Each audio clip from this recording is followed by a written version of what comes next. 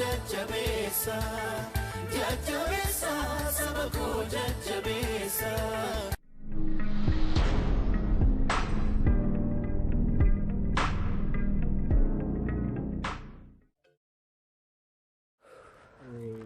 Seera uumamaa boqonnaa tokkorraa maal jira beektaa? Waaqayyoo jalqabatti bantiiwwan waaqaaf lafaa uumeedha. Siigala? Gaariidha. Kana caalaa maal barbaadan namni? Waaqa isa uumaa ta'etti akka nama nuufi itti muudha. Sirriitti malee kan biraa waan yaadattu qabda? Kan biraa baay'ee jira macaafa kana keessa. Waatti dabali kaa? Ittiin dabala baay'eedhaan siin jedhe. Maanni amma dhumaatti jira kana dubbisnaafi yoo hin barbaadu ta'e. Waaqayyo nama qopheesseera.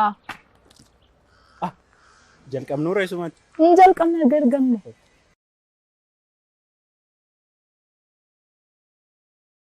Nagaadhaa obboleessa akkami? Nagaadha nagaadha. Waan tokko si wajjin natti barbaadne akkam macaafa qulqulluu ana dubbifatteetta kanaan dura Waaqayyoon fayyisaa lubbuu kee godhattee fudhatteetta. Waaqayyoo. Heeyyee. Maatiin naannoo nan barbaade. Ijoolleen safara keenya hunda isaanii qabee.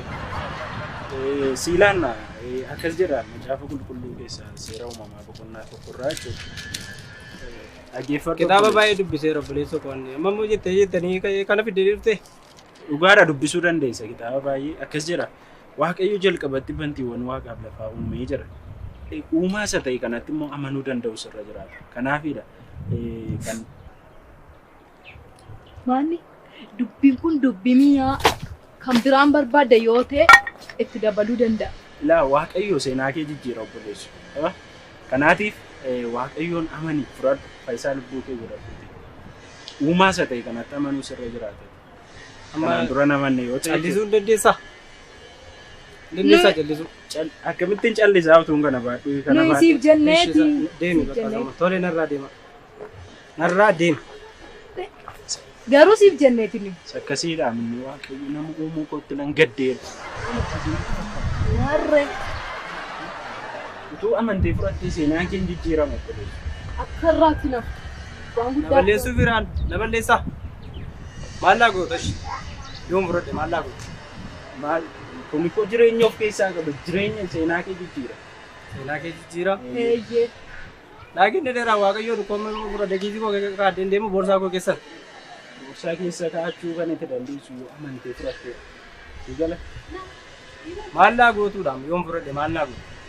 Haaleenya koo kana keessaa na baaftu haaleen keessa jiru kana keessaa na baaftu. Reessi Gidde koo na irraanfachiiftu. Sirraanfachiisa. Laakiin akka sammuu harkatti am. Ati amantiidhaan uumaa isa ta'e Waaqayyoon amanii fudhata. Amma isaan keessan nagaa. Narraa deemuu dandeessu lafee tokko. Dubbisii. Bakki dubbachaa dhiifama jiru. narraa Dubbisa. deema. Narraa deema. Bishaanitti mijaraa naqxee. Qarshii naa laattu. Nan fudhadha ammayyuu. Qarshii isa haraamoo isa moofaa barbaadde. Rakkina koo keessaa na baaftu. Waaqayyo seenaa kee jijjiira kana caalaa maal barbaadde? Qarshii. Kanaaf Waaqayyo nama uumuu kootti nan gaddee. Callistee odeessu taaree sammuu narraan.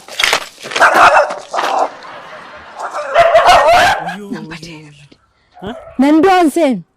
Ati maal sitti bu'eeraa siin ana onatume. Naasudha garuu immoo gammad immoo akkuma Phaawulos fagatii baasaa irra. Sirriidhaan namni tokko naa dhufe na. Meemaan maaltu sii dhufe? Macaafa qulqulluu ana keessatti dhageeraan guyyaa tokko.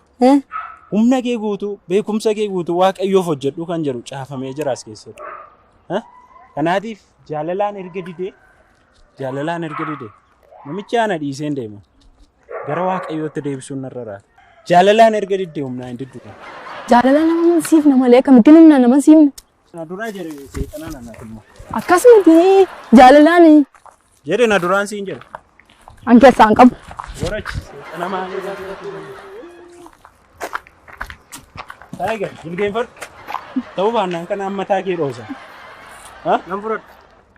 Waaqayyo jalqabattee bantiiwwan waaqaaf lafaa uumeera moo nuum? Uumeera. Uumeera gaa? Uumeera. Fudhatta moo fudhatta? Nan fudhadha. Nan fudhadha. Amantee? Amaneera Waaqayyo uumaa kee akkamittiin ati fudhadha? Nan fudhadha. Odanaa jeessan nan fudhadha. Uumaa dhagaanne. Odanaa jeessan nan fudhadha. Maal gochaa jira? Lubbuutu fayyaa jira. Lubbuu kanaan fayyista.